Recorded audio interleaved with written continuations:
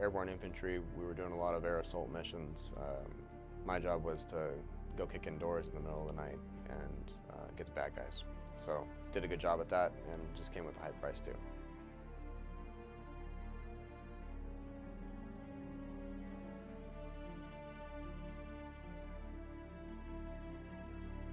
I made a right-hand turn onto a canal road, and as soon as I did, I just heard this loud explosion and everything went black. I had no idea what had happened. It happened too fast. And I woke up to this terrible scream. Just kind of rattled my soul a little bit, and it was coming from myself, and that scared me even more. I pushed the door open and ran as far as I could outside of this ball of fire. That's when I saw Scott crawling out the back. You know, he was someone that I really looked out for. I missed my brothers, and he fulfilled that role really, really well.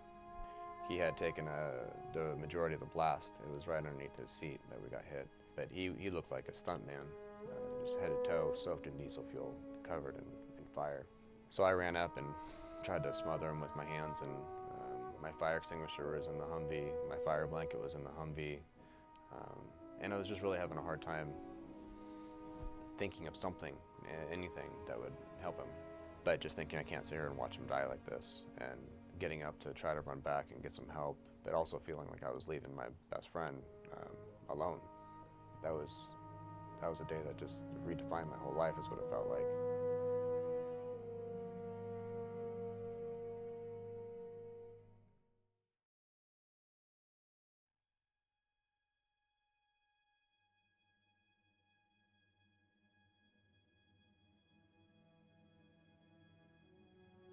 I had the hope that I was just gonna go back to how I was before. I was happy-go-lucky, social, liked to be around people.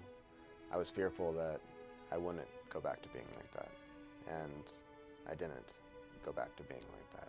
After just enough blackout nights from alcohol and isolation, I decided that I needed to go get help. I'm not who I was before, and I didn't want to just surrender to the new me that was supposed to be this isolated, unhappy person. Up until this point, I'd really started losing hope. It's been 8 years of trying to get better, and it's hard to keep pushing forward.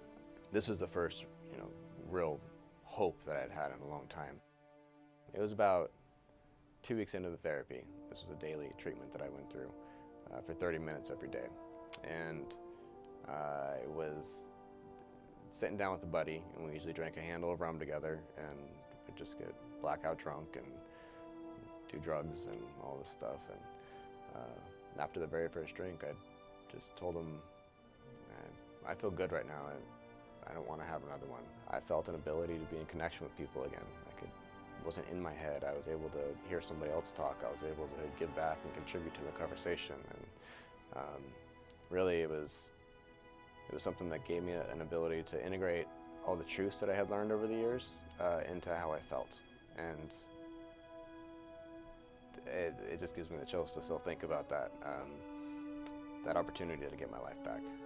I think that suffering is a platform for growth, and that I've got to grow in ways that I never would have been afforded the opportunity to had I not been put in the pain and been propelled to move out of it. So for that I'm grateful, and to have the opportunity to use that suffering to help others through theirs.